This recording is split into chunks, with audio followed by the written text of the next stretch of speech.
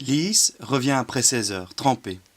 Cela faisait un moment que la pluie distillait des corps dans le ciel assombri. La constante incertitude du temps était ce que Tiina exécrait le plus.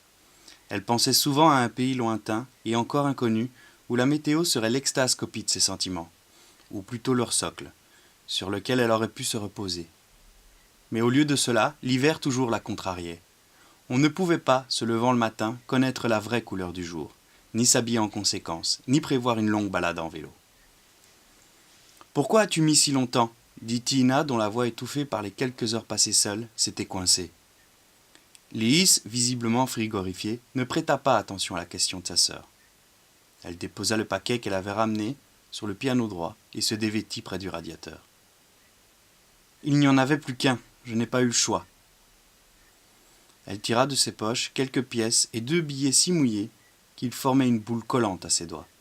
Elle s'en défit, les déplia et les posa à côté du paquet. « Andry a téléphoné, » dit Tiina, mentant à sa sœur pour montrer son désaccord sans jouer la mère inquiète. Elle n'avait aucune idée de ce qu'elle pourrait avancer au présent au sujet de leur ami. Sa sœur lui épargna la poursuite de ses réflexions. « Il a trouvé ton écharpe » dit Lys, qui n'avait pas perdu le sens de la répartie. « Il n'a rien dit, il te cherchait. Il a appelé plusieurs fois. Je pensais que tu rentrerais plus tôt. » Andry était très proche des 2 sœurs, mais avait emménagé dans une autre ville, 6 ans auparavant, ce qui, inévitablement, avait distendu leur amitié. Tiina se demanda pourquoi elle avait soudainement pensé à lui, alors qu'elle emportait le paquet dans la cuisine. Elle l'ouvrit.